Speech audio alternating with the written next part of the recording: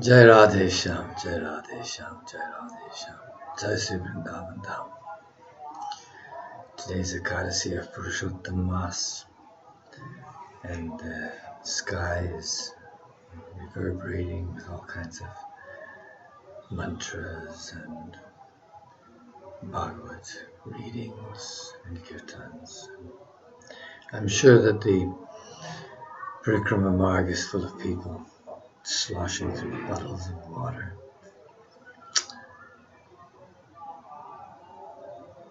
So I will just try to do something on this damn video. Actually, I'm just learning, and it's quite an interesting process. Like writing, I need to have an editor, and that way things will go better. At any rate, Imo Gauri Shamo Manasi Viparito Vahirapi Sfuratata Tadvastro Ti Buddha Janayar Nishchitamidam Sakopya Chaprema Vilasadubaya Sfurtikataya Tadanmurti Bhavam Prithak Aprithak Apyavirudabhut. So that's the verse that we're working on. As I'm going through this process of learning how to present myself on these tapes and how to, what is it I'm doing? There's always conflict in my mind. It's easier to follow a text, to follow a scripture, to follow somebody else and explain it, than it is to try to come up with a coherent picture of your own. And most of the time when we complain and when we criticize, we're criticizing on a fractional point of view. Anyway, Rasa and Siddhanta, mentioned this already probably before, that there is Rasa and there is Siddhanta, or really Siddhanta and Rasa. So Jiva Goswami says that Yamaya Krishna Sandarbhe Siddhantamritam Achitam. So that Siddhantamrita, he says, that Siddhantamrita that I gathered together, I put it in Krishna Sandarbha. That which I put in Krishna Sandarbha. Now we're going to do it. We're going to taste it with the rasagya, with the tongue that knows the tastes. We're going to taste it. So Gaudiya Vaishnavism, when we talk about rasa, we're talking about the transcendent spiritual experience. That's the goal. And Siddhanta is the theory that is meant to lead us to that goal. So theory and practice. Siddhanta and rasa. So right away we get an idea of what the practice of Gaudiya Vaishnavism is, because we understand what the goal is, rasa. But actually Gaudiya Vaishnavism has two goals. One of them is rasa, and the other one is prema. And we put the two together and we say prema rasa. Because in the Gaudiya Vaishnava theory, rasa doesn't stand by itself without prema. And prema also doesn't really stand without rasa.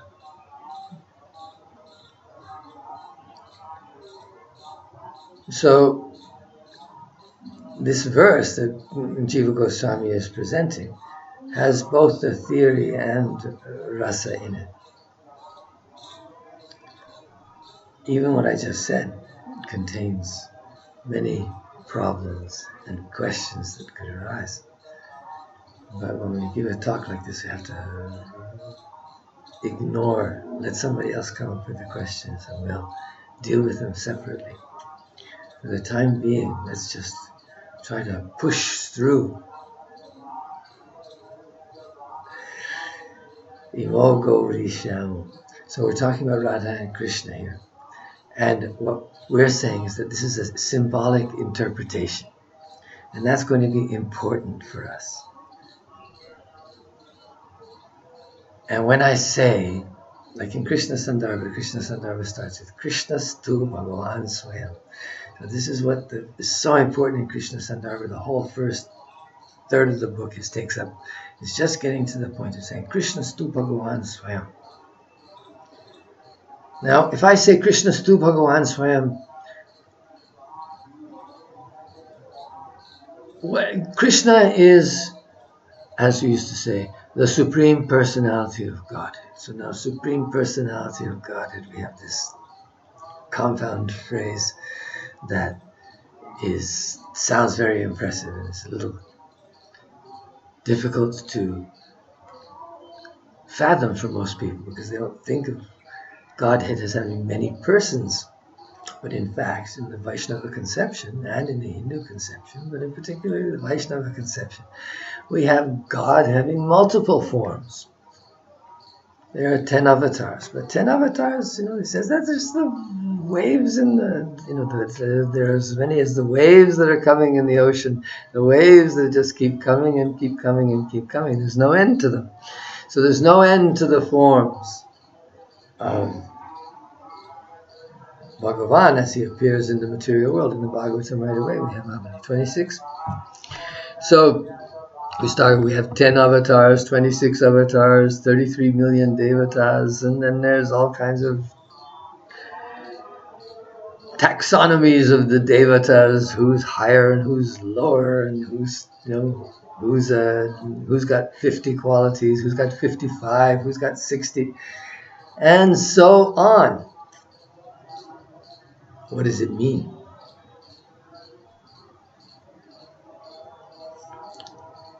So, Rupa Goswami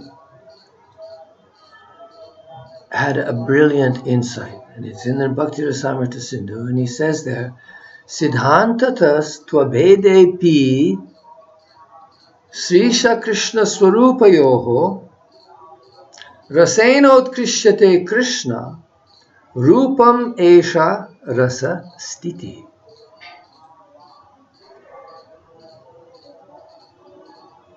The Siddhanta, from the point of view of Siddhanta, if we talk about God, fundamentally God is a principle that we have. I already mentioned this, I don't know if it's in one of the tapes that got erased or what, but I was saying before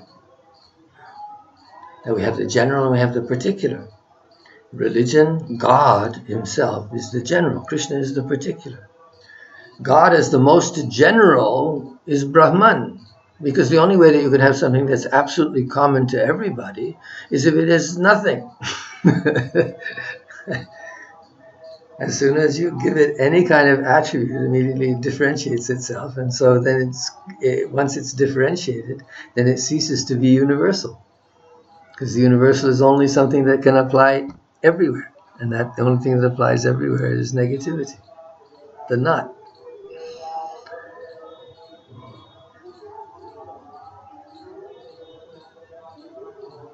So God is a very empty concept, and that empty concept gets filled by projection.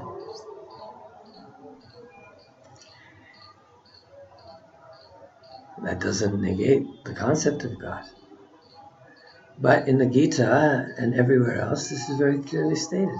In the Bhagavatam, it's very clearly stated. Ye yata mam prapadyante tanastataiva bhajamyaham. Everybody is following one path, because there's only one. I was just outside and I was looking, I saw a squirrel. One of the Indian striped squirrels. I don't know if they're really chipmunks or squirrels.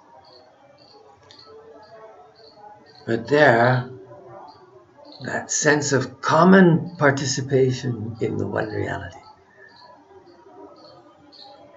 is there. That's how we can relate. That's how we can empathize, because we do belong to one truth. And there is a common denominator, which is that one fundamental ground of being. And so we all approach that one fundamental ground of being according to our nature, according to, a host of factors, samskaras, subconscious influences, cultural influences, genetic influences, purva sanchita karma, by the karmas of previous lifetimes. What difference does it make? It is the karmas of you're born with that. You got it. You got to deal with it. That's your problem now. So the religion is the general, and when we talk about religious studies or comparative religion, what we're trying to do is we're trying to find universals that are related to religion itself so we can understand better the phenomenon of religion. And by understanding the phenomenon of religion, we have a kind of standard by which we can measure our own religion in a certain sense. And it's also a kind of a tool for religious reform, because let's say, for instance, I was talking to someone yesterday and he was very, very clear. He says the universal principle of all religion is love. So this is also what I'm saying, but that hasn't always been the case, I don't think. I don't get a strong love vibe from Islam, for instance. They might mention it here and there, but mostly it's about, a kind of aggressive obedience to a rather tough God.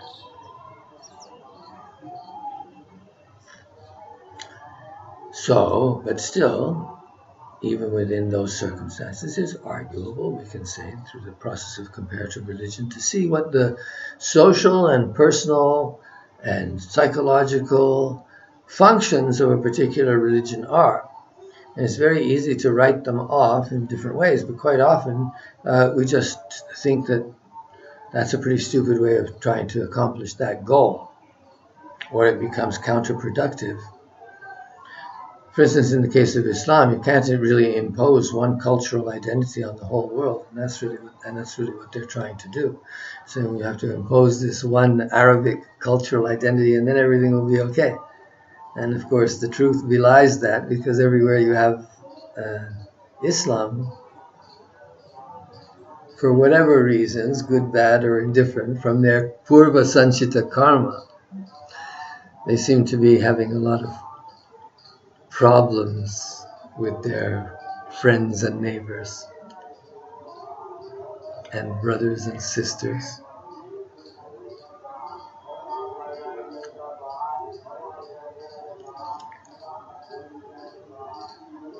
But we will accept that premise that Vaishnavism is one of those religions that stands with the principle that prema is the goal of life, that love is the goal of life.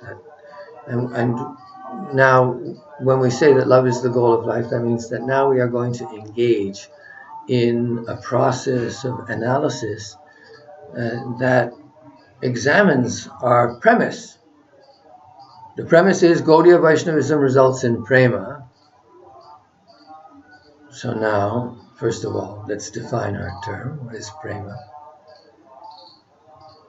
And then let's see, are we getting it or not? Two ways to approach that usually. If you're a defensive person, then you will adjust your definition so that it doesn't contrast a particular set of firmly held beliefs. But we're really trying to do this in a no-holds-barred way. That's what I'm trying to do. And when I talk about prema, okay, so what is prema? Prema has been translated as love. Can we translate prema as love? We translate kama as lust. Can we translate kama as lust?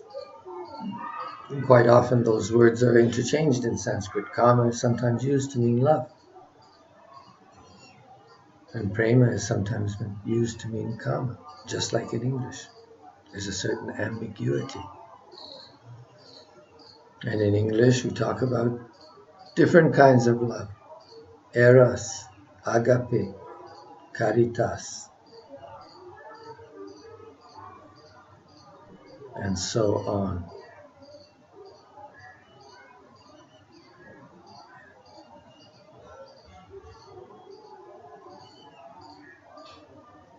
So we have to disambiguate all these different concepts.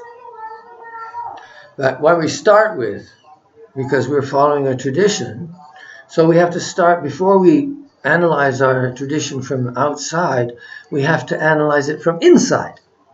And when I say we have to analyze it from inside, then that means that we have to follow the process. And by following the process, we have to try to see whether we can get any insights into the results that the process is meant to achieve. I hope that was clear. Because you have theory and you have practice, you have siddhanta and you have rasa. If you have a siddhanta but you're not getting the rasa, if you have a theory and you're following the theory, because practice really, I mean the results of the practice rather than theory. Practice belongs to the theory part, no? Practice belongs to the theory part. And actually, the study of rasa is also part of the theory. What we're doing here is theory. Now, if I have the mastery of my subject, which is really what I would like to have, let's say, then I can not only give you theory, but I can actually give you rasa. When it's theory, then there is rasa there. There's the rasa of jnana, the rasa of knowledge. When the light goes on and you think, yeah, that's right. The underlying rasa, the rasa that comes from sharing our being, right? Sharing our being through the process of sound. Shravanam, kirtanam. Shravanam is an act of love. And kirtanam is also an act of love.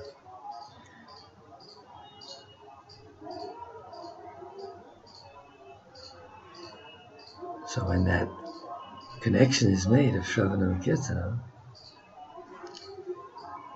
there should be a connection of prema and there should be a connection of rasa also.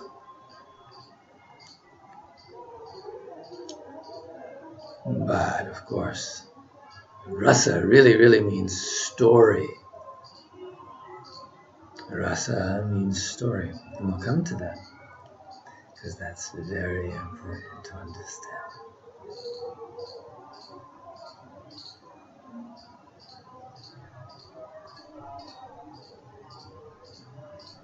So, talking about Radha and Krishna as a symbol, I mentioned previously also at the end of the Krishna Sandarbha, we've come to the conclusion that Radha and Krishna together are the Sambandha Tattva, in the sense that those are our worshipable object. Radha and Krishna. So here that's our worshipable object.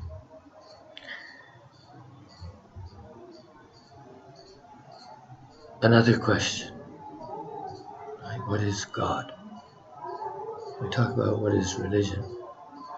And what is God? Now,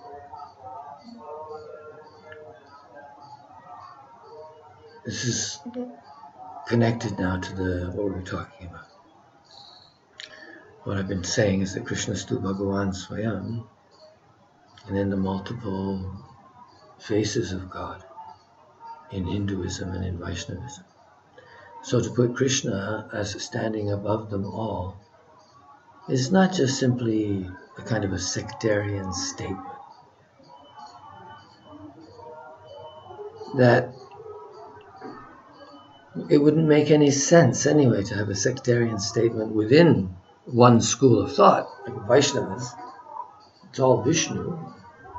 So if you worship Varaha or Nrsimha or Narayan, and yet that's going on. You can say Varaha and Nrsimha, those are incarnations, angshas, parts, expansions of Narayan. So Narayan is Bhagavan.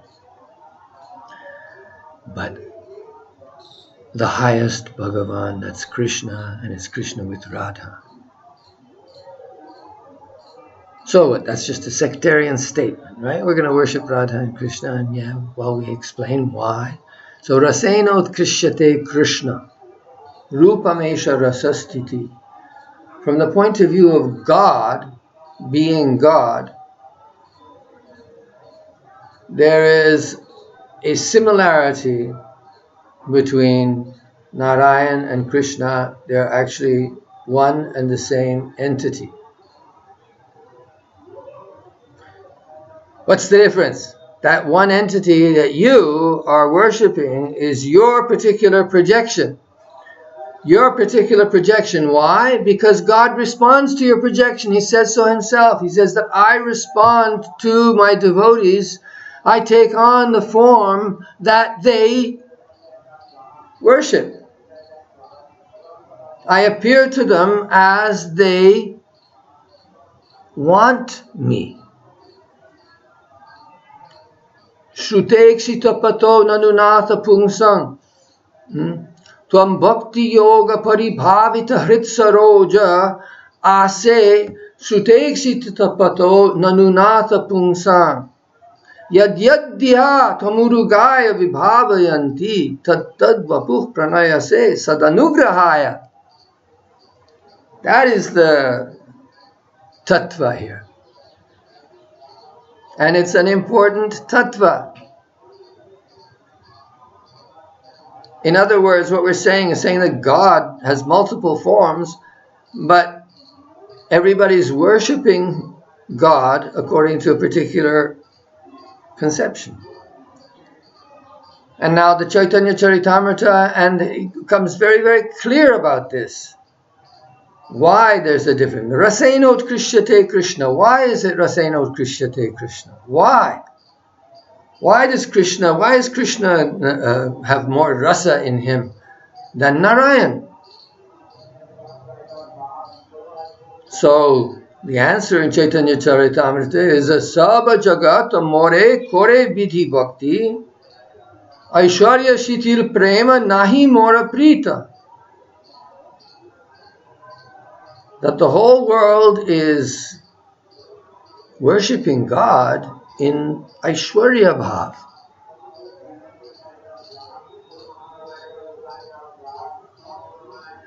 But God himself says, no, that's not really what pleases me the most. And then he goes and talks about the different rasas. He talks about Sakya.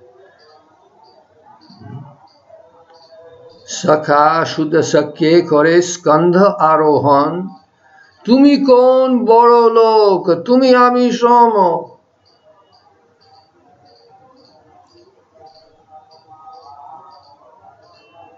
You Tumi Kon Boro Lok. Who the hell do you think you are?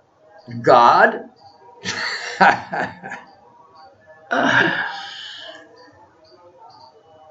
Tumi Ami Shomo. You and I are equal. And Mother Yashoda punishing Krishna. And the gopis scolding Krishna. And Krishna says, Veda shtuti hoite taha hare moramon.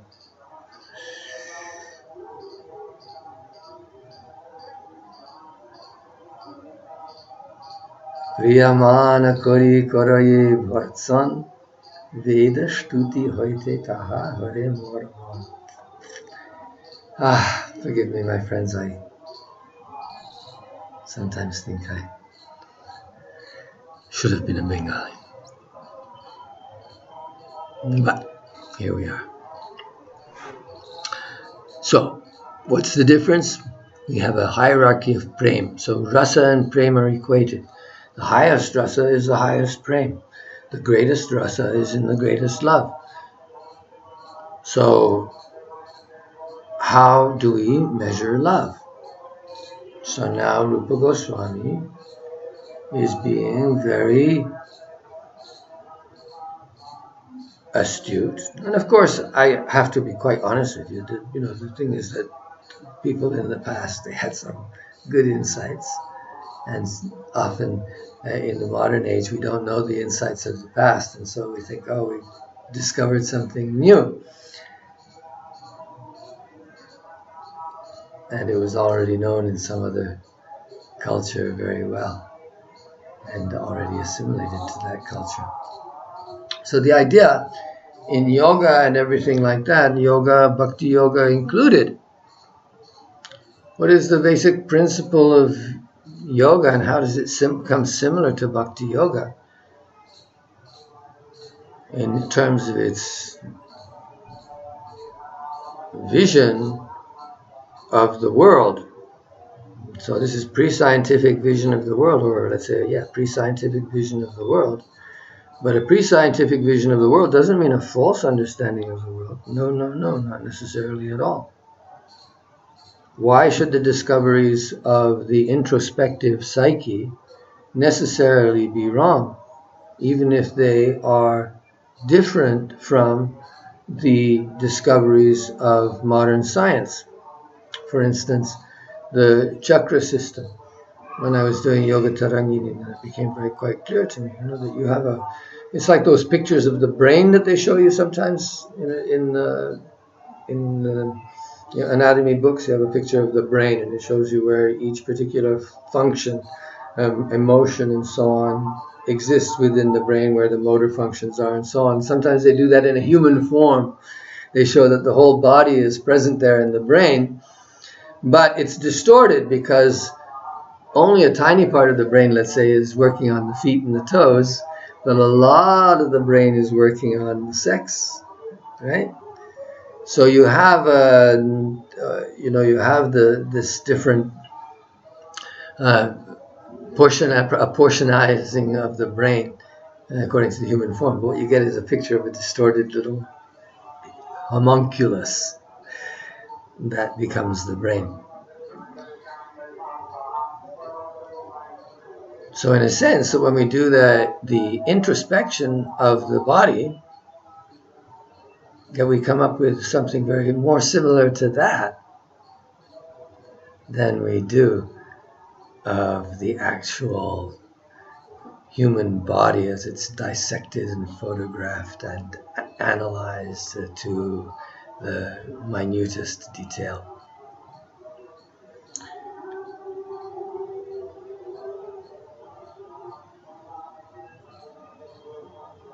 If you close your eyes and you sit in yogic posture with your back straight,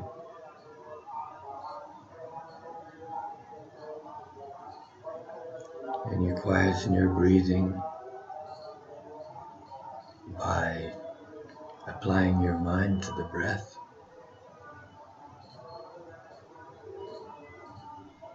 and observing the breath as it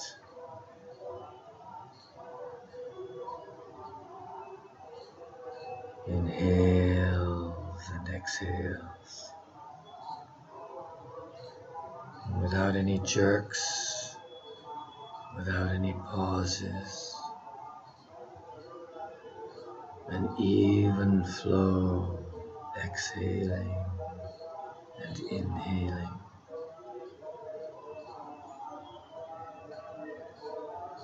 And observe the flow of the breath in the nostrils.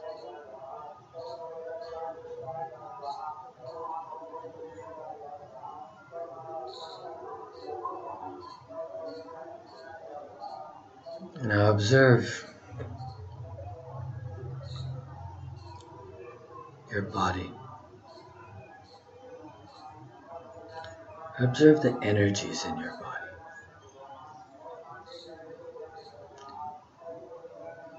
Everywhere in the body there are messages being sent.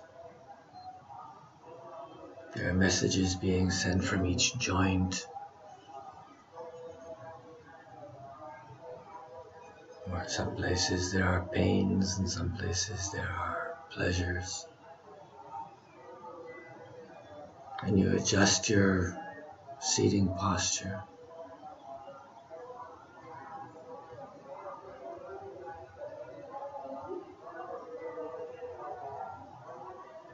Now bring your attention to the spinal column. Now observe the chakra points and feel the particular energy flow that is there at those points. You start with your anus. Now your anus is a sensual point in the body. It's the point of excretion. And combined with that is the pleasure of excretion.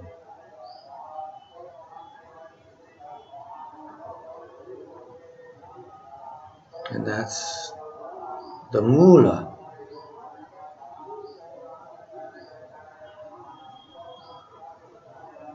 The muladhara is the leaving behind. The act of excretion is the act of leaving behind.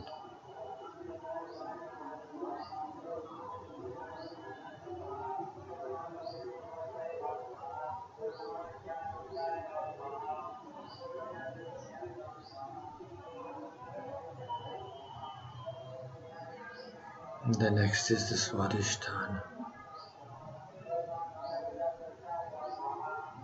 The swadhisthana has the distinction of being the seat of the sexual energy.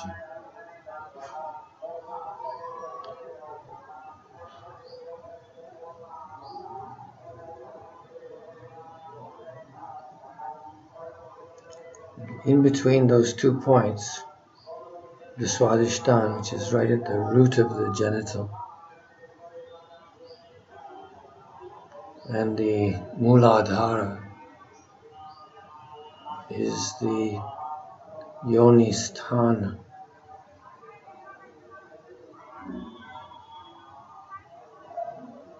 This complex is the energetic generating center of the body. This is where life begins.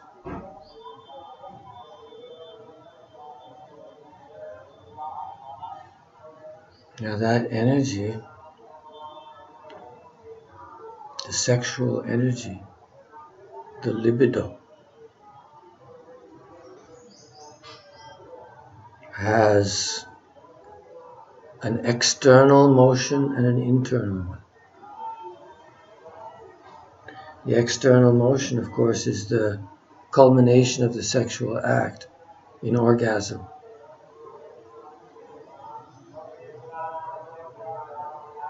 And generally speaking, for the common person, sexual desire is something that is very much a part of the total consciousness.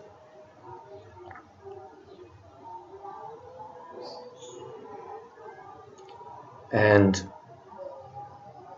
when in the Vedic scripture, there's one famous verse that nahi kamena kamabhyam yupabhogena shamyati.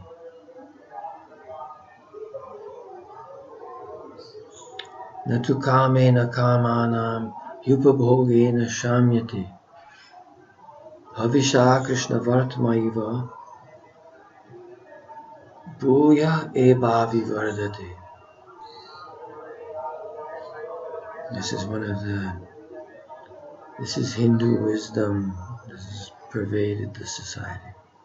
You can't put out a fire by pouring oil on it.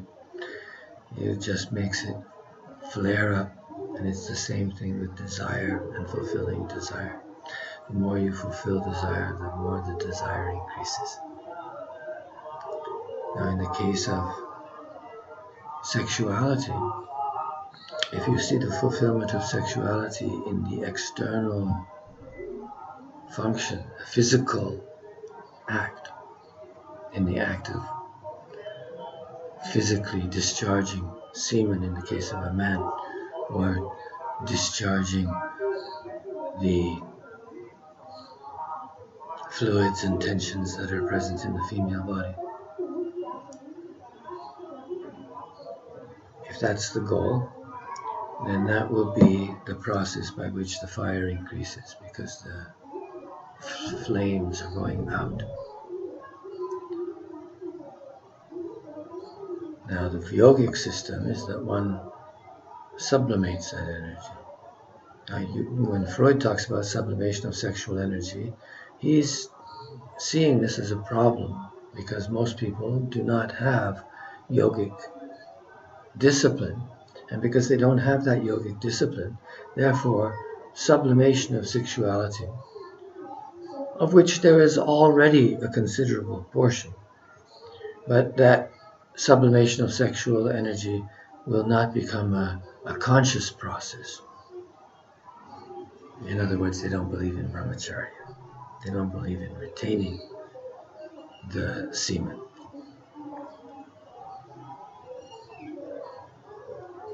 Having orgasm together, that's love. How can you have sex without having orgasm? It seems counterintuitive. But observe that right now you're not having sex, or at least I hope you're not. But the sexual energy is very present. It's the furnace that is heating the entire body. Observe it. Now, according to the yogis, and according to the tantrikas, the kama bij kling is seated there in the yoni sthana, that point which is between the swadhisthana and the muladhara. And that energy is kind of looking for a place to go. It's building up, right? And it'll build up until it goes somewhere. Now, of course, most brahmacharis, they try to keep that subdued. Right? You don't want to eat food that heats that up too much. You don't want to put yourself into situations where that's going to flare up. You keep, some cold ice water on hand. Keep yourself cool.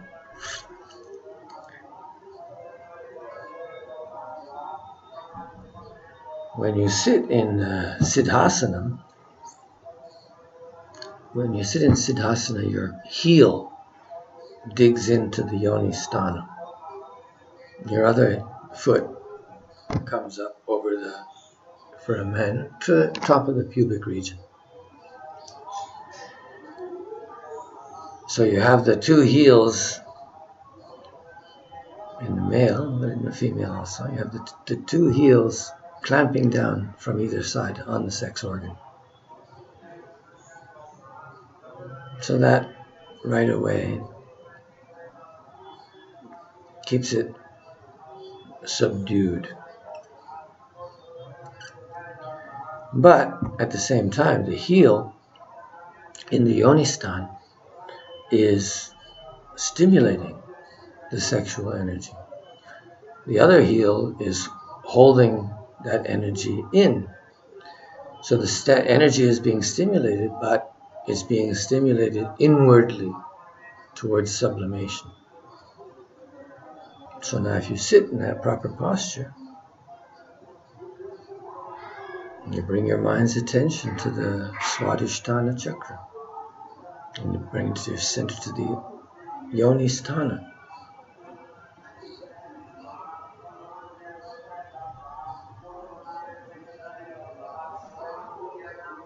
Now the next thing to observe is your nostrils.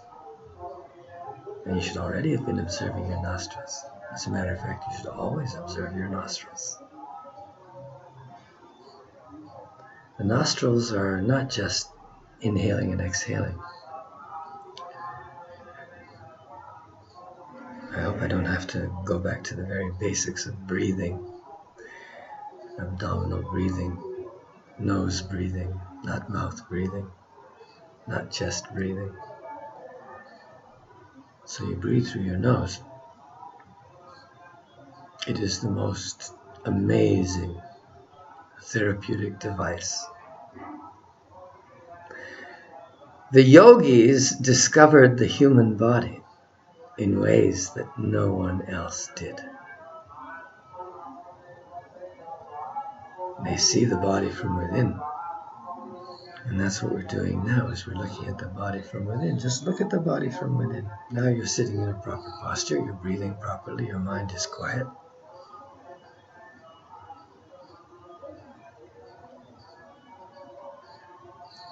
Observe the breath. You have the breath coming through your left nostril, and you have breath in the right nostril. One nostril dominates.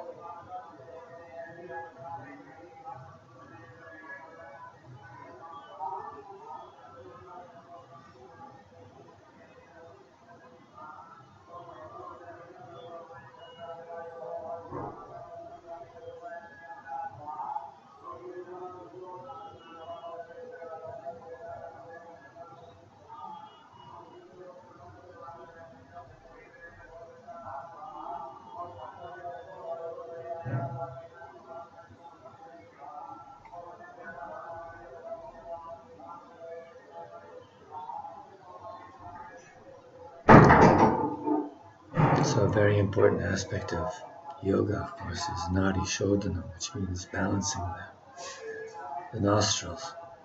Because when the nostrils are not balanced, then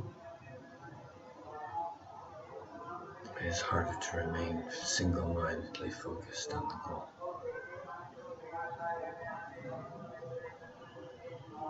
Imbalance of the nostrils means imbalance of the personality. Distortion in the personality.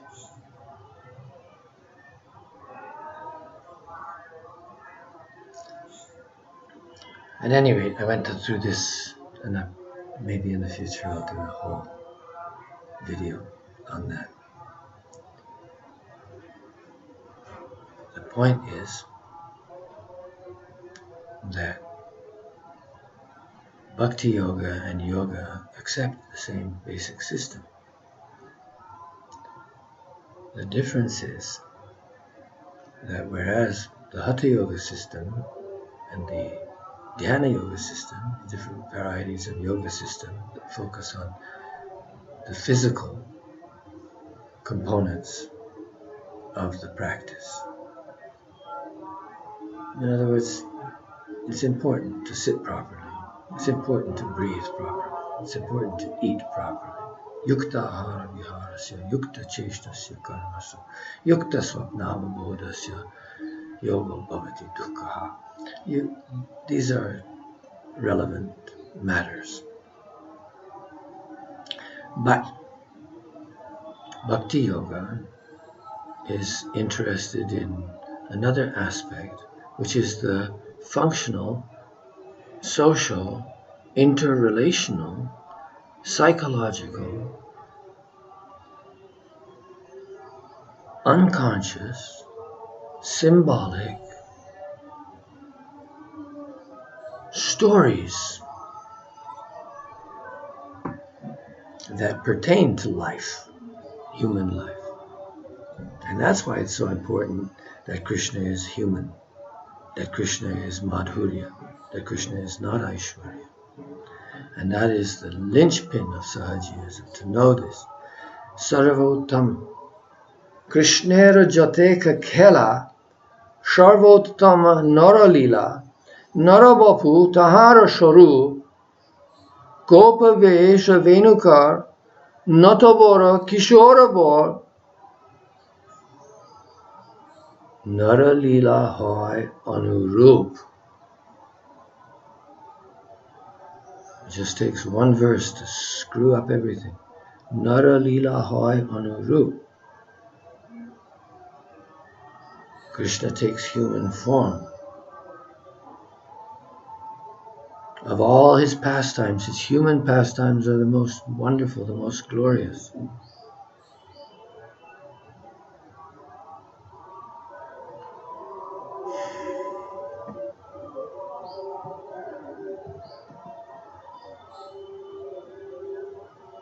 Nidehamadyam sulabham sudurlabham Navam sukalpam Guru karnadharam Mayanukule nanabhasvateritam Puman bhavavding nataritsa atmaha. And this talk has already gone on long enough, but I'm going to just talk about that verse for 1 second. It comes in the Avanti Brahmanas 24 Gurus chapter, but it's so interesting, those 3 chapters about the 24 Gurus. And then at the end, he comes up and says, no, there's actually 25. And who is the 25th Guru? What is the 25th Guru? He says, this human body is your Guru.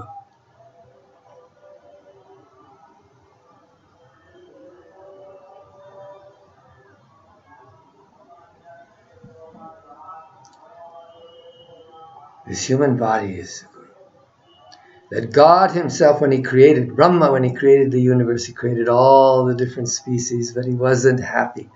But then, when he created the human being, he was satisfied because the human body is fit for attaining spiritual understanding, for interacting with God and the universe, and having that particular adventure,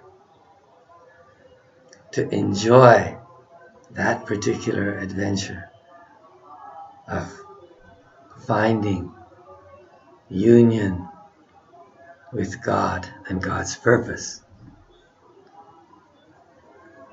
And the yogis, they sat down and they closed their eyes and they looked within and they said, this is what we see. And they looked for a long time. They looked for a long time, thousands of years.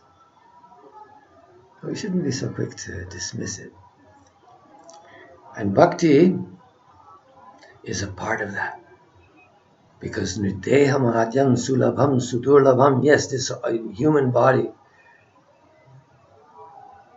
is hard to obtain, this rare jewel of life, the crown jewel of creation, human body, capable of human intelligence, capable of perceiving the purpose of human life and searching after, pursuing happiness, but pursuing happiness in the most intelligent way.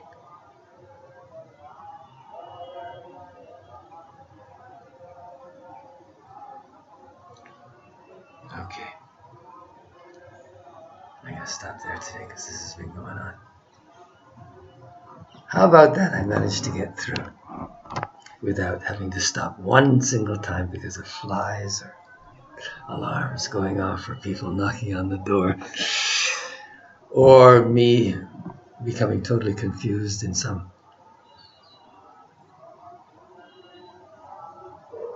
labyrinth of ideas. All right, I love you.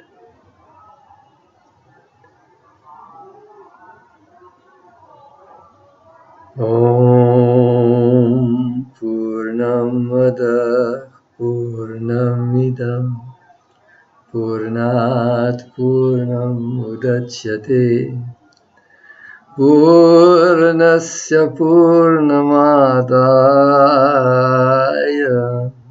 Purnameva Vashishyate.